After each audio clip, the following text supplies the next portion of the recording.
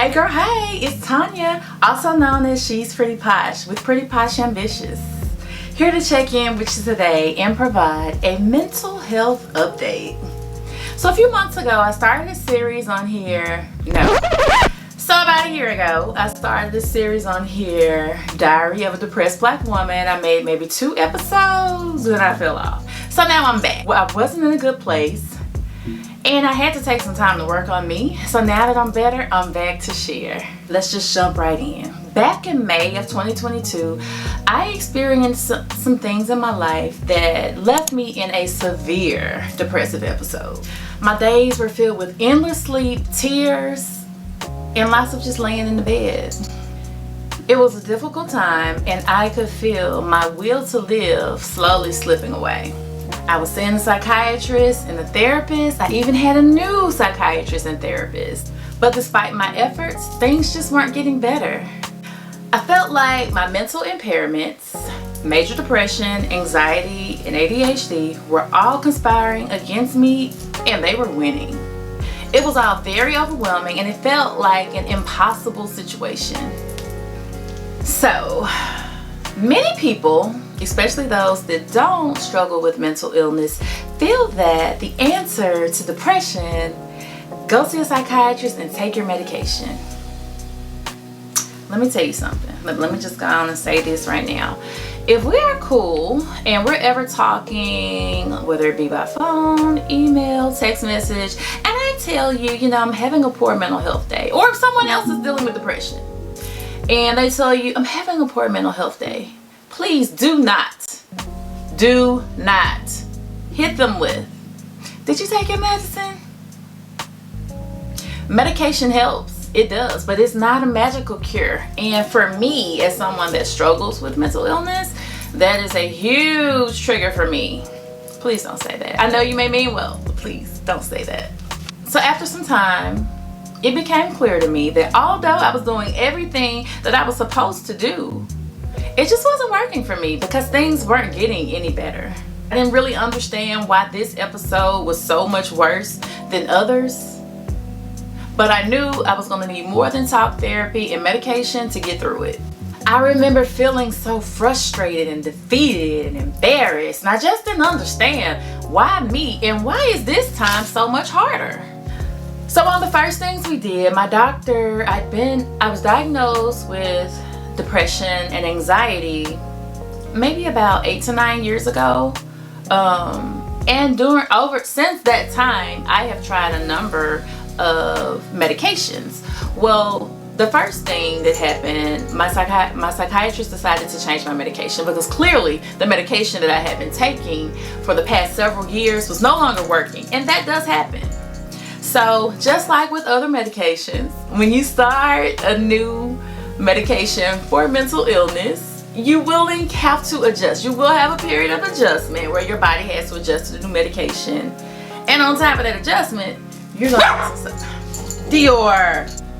So you will need time for your body to adjust, and on top of that, you're going to have some side effects. When you're watching those commercials late at night and they're telling you about this wonderful medication that solves all these problems, then at the end of the commercial they're like, also please be informed that you may experience blah blah blah blah blah blah blah, and that list is usually 10 times longer than the benefits, but we're not gonna get into that. So after trying a few medications and going through that rough adjustment period, I will say there were some medications that I tried that didn't agree with me, and I was able to tell that really quickly. One side effect that is pretty alarming for someone that suffers with mental illness is sometimes when you take some of those behavioral health drugs, you will find yourself suffering from suicidal thoughts. So as someone that was already in a major depressive episode, I wanted to make sure I stayed away from any medication that was going to make me feel that way. But I did go through a period of having to adjust to a new medication.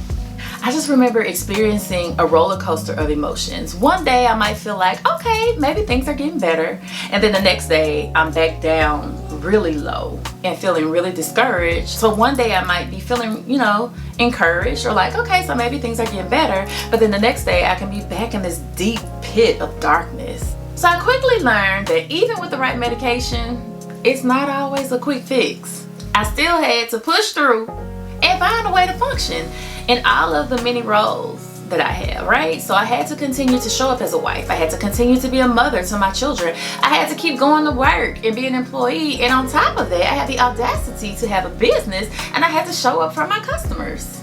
I had to do all of this while trying to manage my poor mental health.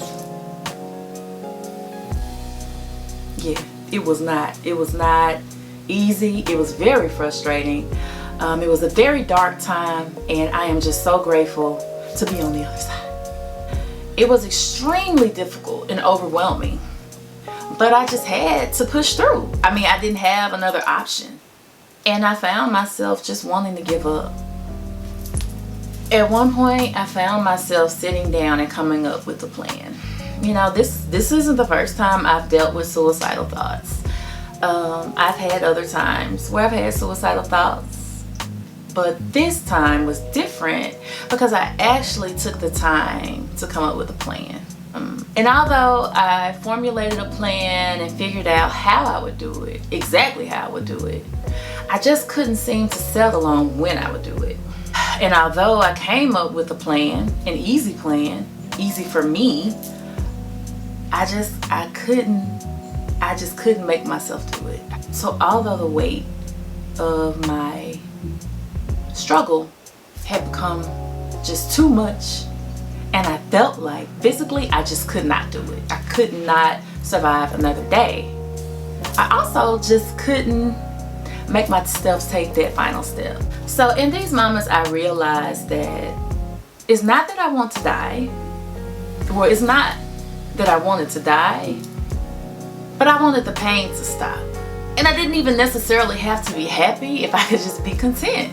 On one hand, I couldn't bear the thought of leaving my children, my mom, my sisters, my loved ones.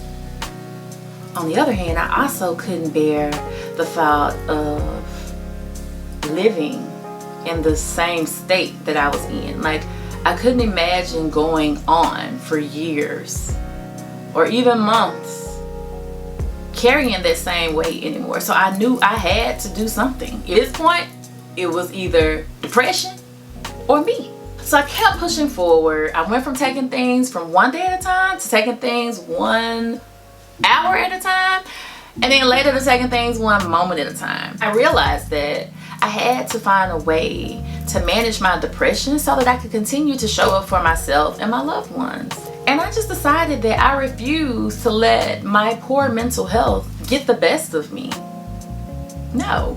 I spent a lot of time on the internet searching for blogs and people's personal experiences that had survived mental health struggles, because I was curious, how did you get to the other side? What worked for you? Like, how did you come out of this? What do you do? I needed a guide. So I went out there looking for things. And one thing I quickly found is there is no one answer. It's not a one size fits all solution. You really have to figure out what works for you. So now that I knew that managing my mental health was going to take more than talk therapy and medication, I had to figure out what those things were that I needed to incorporate in my life to see the changes that I was looking for. So I started to make some changes, and finally, I started to do some changes. Okay, so let me tell you what I did. Let me tell you. So I found that I have to be more intentional about spending quality time with God. What I put in my body, whether it be the things that I'm eating, which I struggle in that area because sugar. Ooh, I got a sweet tooth. Ooh. But I learned that I have to be mindful of what I put in my body. So that goes for my food, and that goes for the different things that I allow into my spirit, whether it's how I speak over myself, how I allow others to speak to me, the things that I watch on television, or the things that I'll allow people to share with me. That one was a hard one, because I know we've all have loved ones and friends that may call you to share, a story or tell you about something that they saw on the news. And me personally, I don't watch the news. I know that I should, but I don't watch the news. Why? Because the news can serve as a trigger for me. There are a lot of bad things that happen every day, and the news where I live, ooh, child, it's bad. If I want to avoid those triggers that lead to more negative emotions, I had to start being more mindful about the things that I allow into my spirit. And yes, unfortunately right now, that includes the news. I just can't watch the news. I quickly learned that I require at least 30 minutes of physical activity at least 4 times a week. If not, your girl is a mess, okay? This one wasn't too easy because I will tell you, things started to change for me when I changed my mindset. Now let me say, I'm one of those crazy people, back before all of this started and before the wonderful pandemic that we experienced, I tend to enjoy working out. But during this time, I could not get myself to the gym. I just could not do it. So what I had to do was change my mindset. So when I stopped going to the gym so that I could get fine and have the summer body, be bikini ready, and started going to the gym so that I could feel better mentally, that's when I started to change how I viewed the gym. So it went from, I gotta go to the gym, to, let me get to the gym, I gotta go to the gym. It went from, a burden and something that I didn't look forward to something that I knew was going to make me feel better. I will tell you, there were times that I have gotten in the car in tears rolling down my face or close to it. I will walk in the gym in a terrible place mentally, but after I work out, another bonus for me is I love music. And through my struggles with mental illness, I found that over time I don't enjoy or allow myself to enjoy a lot of the things that bring me joy, like music. So the gym is an opportunity to enjoy music because when I'm working out, I got my trap music playlist that I listen to. So I may be lifting my weights, but I'm also twerking a little bit in my head because I'm not gonna let nobody see me do it in person. I felt better. So I think I felt better from the release of the endorphins and also from the music. Music just feels good. Well, most music, it just feels good. Even if it's trap music, it feels good. God, being more mindful about what I allow in my spirit, place in my body, and getting that physical activity, plus seeing the psychiatrist, talking to the therapist, and taking my medications, things just started to get better. I noticed I started to smile more. What? I still have teeth. Who knew? And because these are all things that I can control. So that reminded me that I am in control. I can control my mood and my mental health. If I want to feel better and be in a good mental space, I need to make sure that I'm doing these things. Does this mean I'll never suffer with another depressive episode? No, it doesn't mean that at all. But this will help me reduce the number of depressive episodes, I am sure. One moment in my mental health journey that I will never forget was one therapy session I had with a prior therapist, one of my therapists from my past. And during that session, the lady told me, Ton, you're struggling with depression, so because you keep fighting it. You don't want to accept it. You keep fighting it, and because you're fighting it, that's why you're struggling. Well, then I couldn't wrap my mind around that because it just didn't make sense to me. First of all, I did not understand depression, and I didn't really see it as an illness. I saw it as just a state of being sad. And depression and mental illness is truly illness, just like other illnesses. It's just a behavioral, as you would call it. I couldn't see it for 2 reasons. So number one, I didn't see it as an illness. I did not. Number 2, even if I had seen it as an illness, I would likely have had the same response, because if I go to the doctor tomorrow, God forbid, and the doctor tells me you have cancer, I'm not going to say, okay, I have cancer, I'm going to have cancer for the rest of my life. I'm going to say, that's a lie. I'm going to get my healing. I'm going to be healed from this. I'm going to be free from this. So I would have had the same response with depression. Well, actually what happened, after I sat and thought about what that woman told me, I started to embrace that. And I embraced depression, and I accepted that I have depression and there's no cure for depression, and I'll always have depression. And when I took that mindset, I'm sure that is one reason why I struggled for so long. Now that while I may have the diagnosis of depression, that doesn't mean that I have to suffer with depression. What does that mean? I realize that by taking the appropriate steps, I can properly manage my depression so that it's not in an active state and I can have a better quality of life. But let me just say, I'm never gonna sit here and tell you that it has been easy. My personal experience with mental illness, it's been gut-wrenching. It's been really, really hard. The past year of my life has probably been the worst. It's been some very dark and low times. There were times I didn't want to live. I had no will to live. As much as I love my loved ones, the pain was just, the pain and wanting to be free of it just outweighed the benefits of being here.